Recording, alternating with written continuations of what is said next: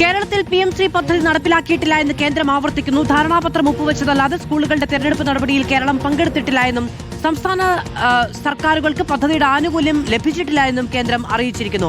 YS അഭിനന്ദ വിവരങ്ങളുമായി ചേരുകയാണ്. YS അഭിനന്ദ, ധാരണാപത്രം ഒപ്പുവെച്ചതല്ലാതെ സ്കൂളുകൾ തെരഞ്ഞെടുക്കുന്ന പ്രക്രിയയിൽ കേരളം പങ്കെടുത്തിട്ടില്ല എന്നതടക്കം പാർലമെന്റിൽ വ്യക്തമാക്കിയിരിക്കുന്നു. ജബി മേത്തറിന് ചോദ്യത്തിനാണ് കേന്ദ്ര വിദ്യാഭ്യാസ സഹമന്ത്രി ജയന്ത് ചൌധരി മറുപടി നൽകിയിരിക്കുന്നത്.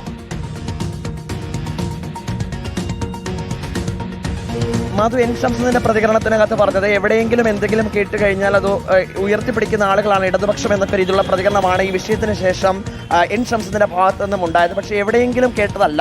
കോൺഗ്രസ് എം പി ആയിട്ടുള്ള ജബി മേത്തർ തന്നെ രാജ്യസഭയിൽ ഉന്നയിച്ച ചോദ്യത്തിനായിരുന്നു കേന്ദ്ര വിദ്യാഭ്യാസ സഹമന്ത്രിയുടെ മറുപടി.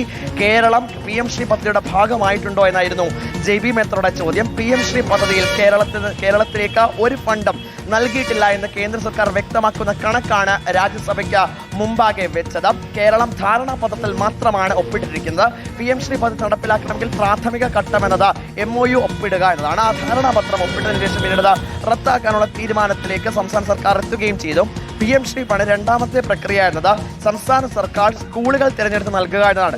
ആ തിരഞ്ഞെടുത്ത സ്കൂളുകളുടെ പട്ടിക സംസ്ഥാന സർക്കാർ കേന്ദ്ര സർക്കാരിന് കൈമാറിയിട്ടില്ല എന്നും ആ ടേബിളിനകത്ത് ഇപ്പോഴും നമ്പർ ഓഫ് സ്കൂൾസ് എന്നതിനകത്ത് 0 ആണ് രേഖപ്പെടുത്തിയിരിക്കുന്നതെന്നും വ്യക്തമാക്കുന്ന ഒരു പട്ടിക കൂടി കേന്ദ്ര വിദ്യാഭ്യാസ സഹമന്ത്രി ജബി മേത്തറിന് നൽകുകയും ചെയ്തതിന്റെ അടിസ്ഥാനത്തിലാണ് ഇത്തരത്തിലുള്ള വിവാദം തന്നെ ഒരു പര്യവസാനമായിരിക്കുന്നത്. അതായത് കോൺഗ്രസ് അധികാരത്തിലെത്തിയതിനു ശേഷം പറഞ്ഞത് ഇടതുപക്ഷം ഇത് PM-3 പദ്ധതിയിൽ ഒപ്പിട്ടു, ഫണ്ട് ലഭിക്കണമെങ്കിൽ PM-3 പദ്ധതിയുമായിട്ട് മുന്നോട്ട് പോകണമെന്ന് തന്നെയാണ്. അത് പൂർണ്ണമായും ഇല്ലാതായിരിക്കുകയാണ്. കേരളം PM-3 പദ്ധതി ഇല്ല എന്ന് തന്നെ കേന്ദ്ര സർക്കാർ മുന്നിൽ വന്ന് പറയുന്ന സാഹചര്യമാണ് ഉണ്ടാകുന്നത്. കോൺഗ്രസ് MP ജബി മേത്തർ ചോദിച്ച ചോദ്യത്തിന് ഉത്തരം നൽകുകയായിരുന്നു. ഈ പട്ടിക അടക്കം പരിശോധിക്കുമ്പോഴും അത് തന്നെയാണ് മനസ്സിലാക്കുന്നത്. MOU ഒപ്പിട്ടാൽ മാത്രം പോരാ, വിദ്യാഭ്യാസ സ്ഥാപനങ്ങൾ ഏതൊക്കെയാണെന്ന് അത് സെലക്ട് ചെയ്ത് നൽകണം. കേരളവും തമിഴ്നാടും ഇതുവരെ അത് സെലക്ട് ചെയ്യാത്തിടത്തോളം കാലം ഫണ്ട് നൽകാൻ കഴിയില്ല എന്നും കേന്ദ്ര സർക്കാർ വ്യക്തമാക്കി. വിദ്യാഭ്യാസ സ്ഥാപനങ്ങൾക്ക് ഇപ്പോൾ നൽകുന്ന ഫണ്ട് അത് SSK ഫണ്ടിന്റെ അടിസ്ഥാനത്തിൽ മാത്രമാണെന്നും സർവശിക്ഷ